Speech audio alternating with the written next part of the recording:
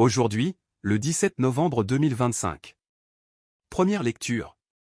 C'est ainsi que s'abattit sur Israël une grande colère. Lecture du premier livre des martyrs d'Israël. En ces jours-là, de la descendance des successeurs d'Alexandre le Grand, surgit un homme de péché, Antioco Épiphane, fils du roi Antioco le Grand. Il avait séjourné à Rome comme otage. Et il devint roi en l'année 137 de l'Empire grec. À cette époque, surgirent en Israël des hommes infidèles à la loi. Et ils séduisirent beaucoup de gens. Car ils disaient: Allons, faisons alliance avec les nations qui nous entourent. En effet, depuis que nous avons rompu avec elles, il nous est arrivé beaucoup de malheurs. Ce langage parut judicieux. Et quelques-uns, dans le peuple, s'empressèrent d'aller trouver le roi.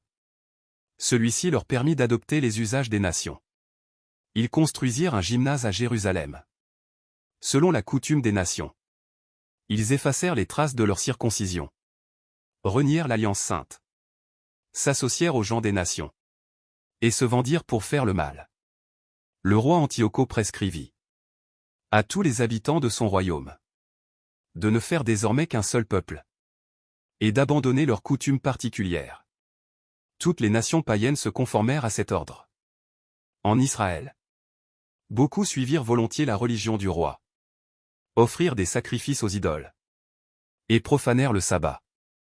Le 15e jour du 9e mois, en l'année 145, Antioco éleva sur l'autel des sacrifices l'abomination de la désolation.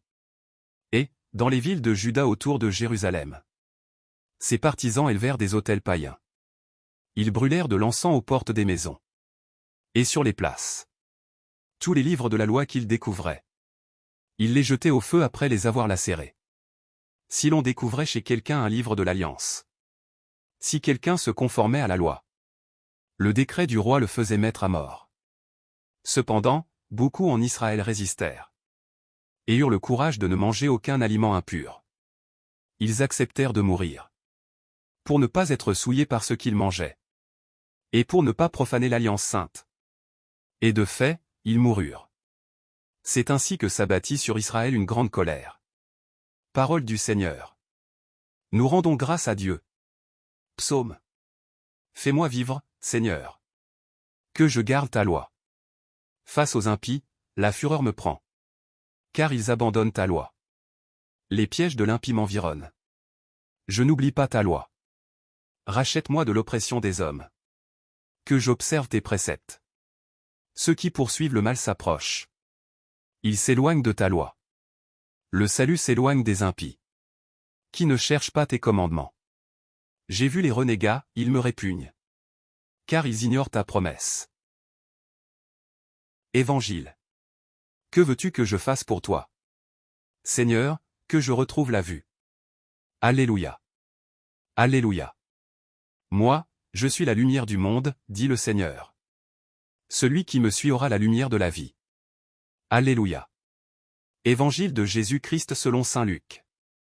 Alors que Jésus approchait de Jéricho, un aveugle mendiait, assis au bord de la route. Entendant la foule passer devant lui, il s'informa de ce qu'il y avait. On lui apprit que c'était Jésus le Nazaréen qui passait. Il s'écria: Jésus, fils de David, prends pitié de moi. Ceux qui marchaient en tête le rabrouaient pour le faire taire. Mais lui criait de plus belle: Fils de David, prends pitié de moi. Jésus s'arrêta et il ordonna qu'on le lui amène. Quand il se fut approché, Jésus lui demanda: Que veux-tu que je fasse pour toi?